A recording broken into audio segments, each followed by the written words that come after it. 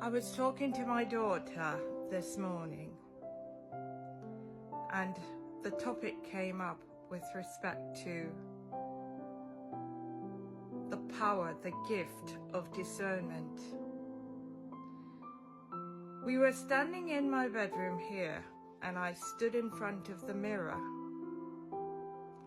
and I explained to her what exactly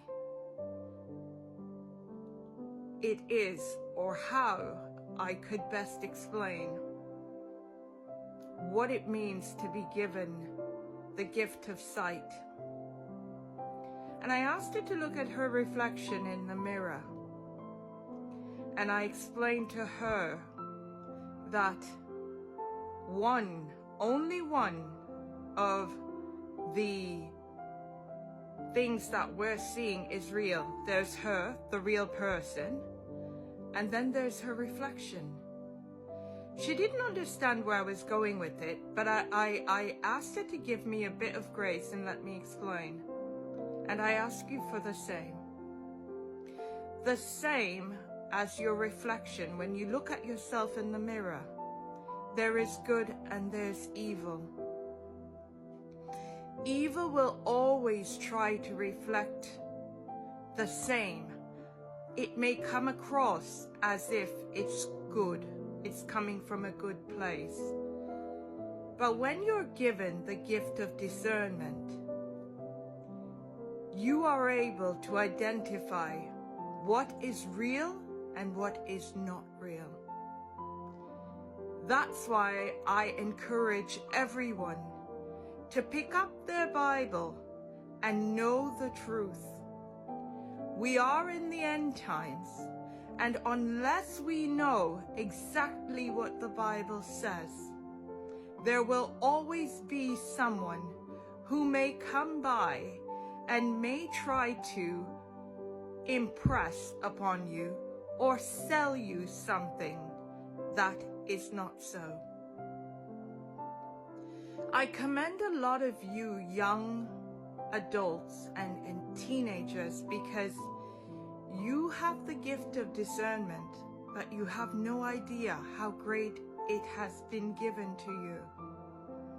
You have the gift to know when to do right and when to do wrong. Not that we didn't have it, but we were brought up, for those of us who grew up in the 60s and 70s, we were brought up to always have respect, which means irregardless of whether things are right or wrong, we shouldn't hurt anyone, we should hold our tongue, we should keep our peace. Whereas I look at you younger children of today, the 15-year-olds, the 25-year-olds who are standing up for who they are.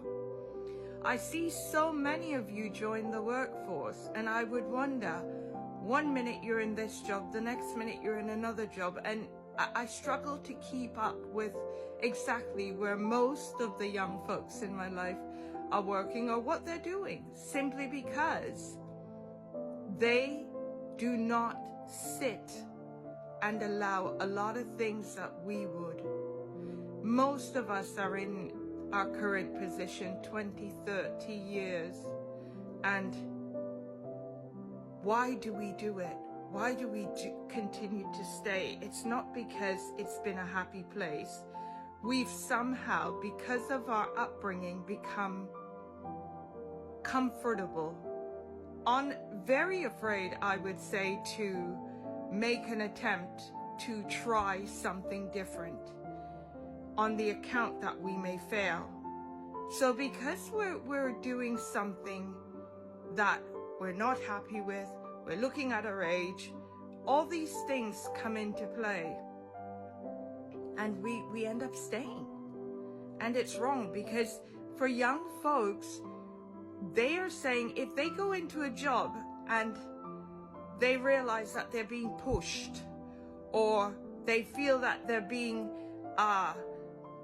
commanded or being told what to do, when to do, how to do, they end up leaving.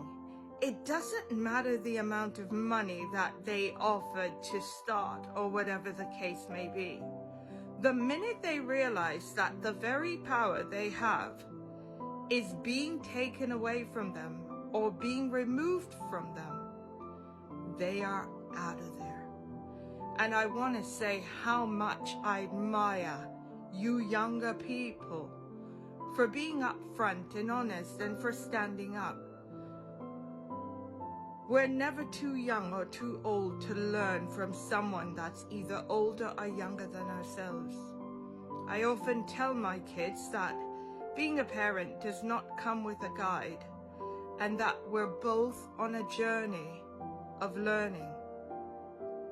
So as much as I'm able to teach my daughter or to help her to understand what the gift of discernment is, I want to let you younger folks know that you are the real trendsetters. You are the ones that we needed to follow, because had we had that mentality, that upbringing, I don't believe that there would have been any sort of idea that we're being held as slaves today. We may think that